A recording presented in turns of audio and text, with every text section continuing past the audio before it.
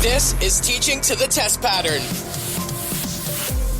Hey, buddy, this is Teaching to the Test Pattern. I'm Tom White, your host, and on today's episode, part of my conversation with a good friend of mine, Bo Cordle. Bo and I worked together in the early 2000s when he was still in college. I didn't know that until we were in this conversation. And then he went and got a real job and is now doing some really cool stuff. I will let him tell you what he does. I'll give you a couple of hints. It's football, it's on Sunday nights, and it's in primetime. That's all I'm going to tell you. You got to listen to the rest of the episode to get more from that. The biggest takeaway from this episode, I'm going to go ahead and tell you, is what happens despite all of the checks that they do to prepare for a broadcast. Got to listen to the whole thing to get that. Today's show is brought to you by Amitrace, Amitrace.com. They are where you need to go for your video solutions. I work with a church. We produce video content, and in the last several weeks, it's become extremely urgent that our video content rise, the quality of our content rise.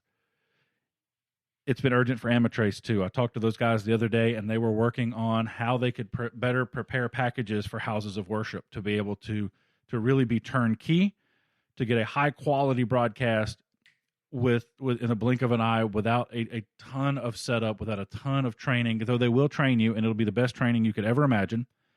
Amitrace.com. I am assuming that since you are in video production, you probably are helping with a church or a nonprofit organization or something like that as they continue to try to get their message out to their people.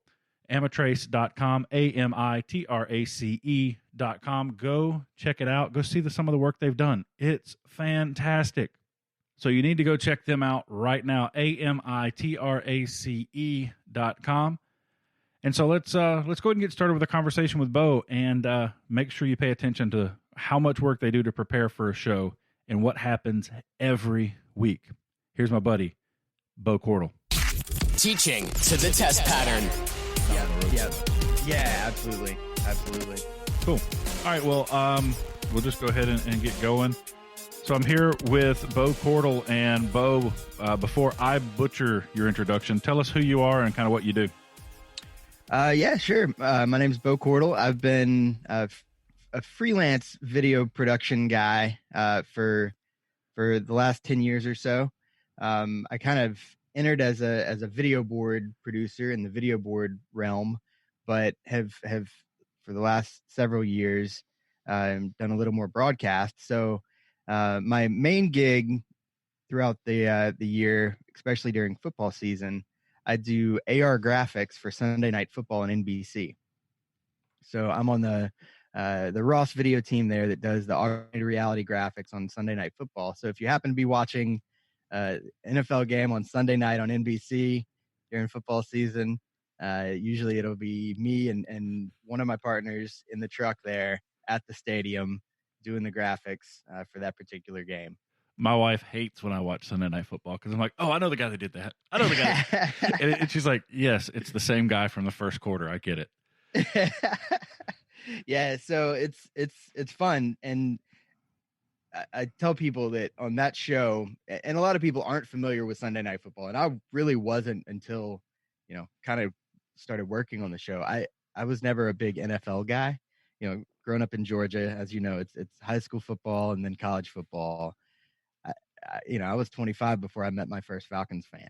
Yeah, absolutely. But now, and it's not that way now, but college and high school football was the thing growing up. So I was never big into the NFL. But man, Sunday Night Football is the number one rated primetime show in the country for many years going. It's a big deal that we get between 15 and 20 something million viewers every Sunday night.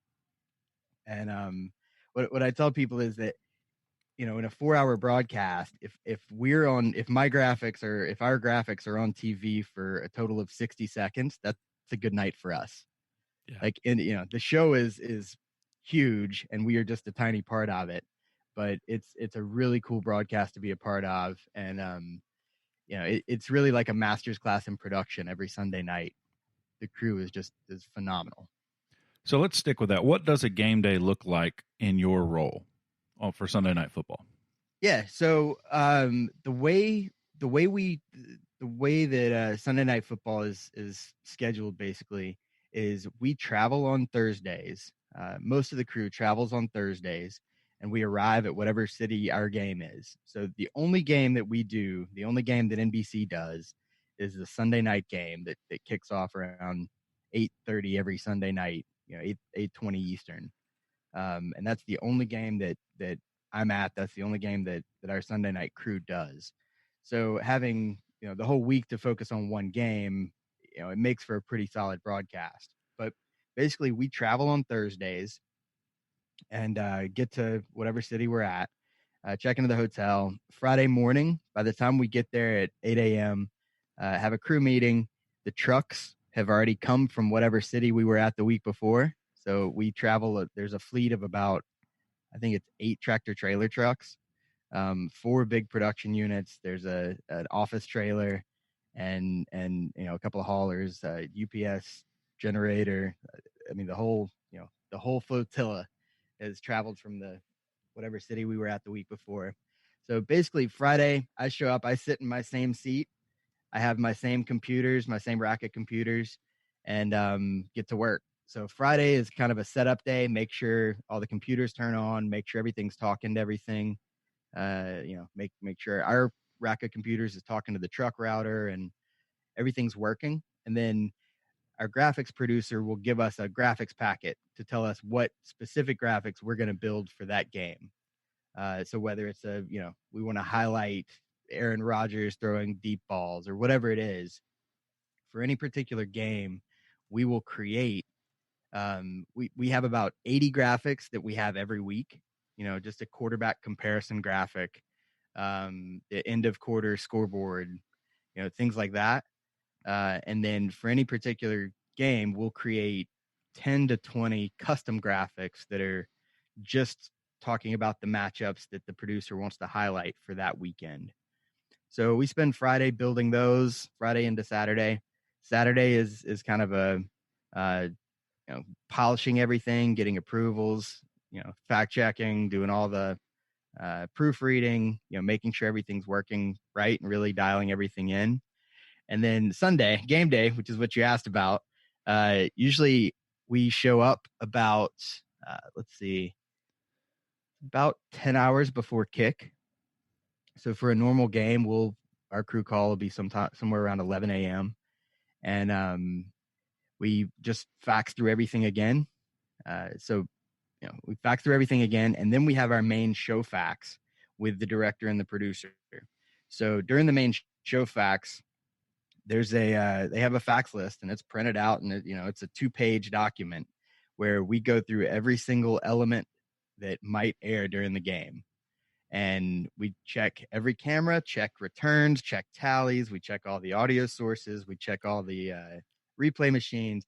They check everything. And it's that is the most intense part of our day, that fax, because it takes about an hour. And in the hour, you've checked everything that could possibly, happen during that game. And it's intense because they go very fast. For instance, let's say the fax starts at 1:00, it's 1:00 sharp. And the director treats it as though that's like airtime. So at 12:50, he's saying, all right, 10 minutes till fax. And he's counting down the seconds until fax. And all right, 3, 2, 1, and then fax starts. And it's crazy because then he'll go through all 40 cameras, checking the video signal, checking their returns, checking their tallies and their intercoms. He will finish with all 40 cameras in under 3 minutes. Wow. It's that fast. It's amazing to watch and listen to. So one of the reasons I started this podcast were that as I talk to teachers who aren't as familiar with broadcasting, that fear of the unknown. And going through a situation like this, every show, as NBC, as Ross Video, as all of these different players come in together, how many weeks, and I'm not looking for a specific answer, with just an estimate, how many weeks, even with all of those stopgaps, how many weeks would you say that there's an issue of some sort during the live show? I mean, every week. That was what I was very hoping for. few. Yeah, very few times. Very few times would anybody have ever noticed it at home. It was my 8th week on the show. So I've just finished my 4th season on the show, and it was 8 weeks in before we had an on-air mess up the entire show. And I come from broadcasts that there are a lot of on-air mess ups, on every show. But to be part of a show where the first on-air screw up that I noticed was 8 weeks in. And I mean, it's the truck engineers. So we have 4 production trucks, like I said, and every truck has its own engineer, and they obviously work well together. But the truck engineers are phenomenal. And anytime there's a problem, most of the crew is the best at what they do. So problems are just expected, and you've got backups upon backups. Teaching to the test pattern. Well, there you have it. Bo Cordle talking about what they do to prepare for a show and how inevitably something goes wrong every week. I think that's a very important message for you to learn as you are starting your broadcast journey, or if you're in your broadcast journey and you're wondering why every week something goes wrong. Well, that's why, because it just happens. It is what it is. Thank you for tuning in. Make sure that you check out the next episode in this conversation with Bo Cordle. I'm going to go ahead and push it out tomorrow. I mean, I got nothing else to do. We're stuck in quarantine. Hey, while you're stuck in quarantine, go check out Amitrace.com, Amitrace.com, and just see how they can help your program. Go ahead and start the conversation. You may not be back in school for a while. Go ahead and lay the foundation for what you want. Talk to those guys today, Amitrace.com. Thank you so much for downloading this episode. And as always, go make some awesome. Teaching to the test pattern.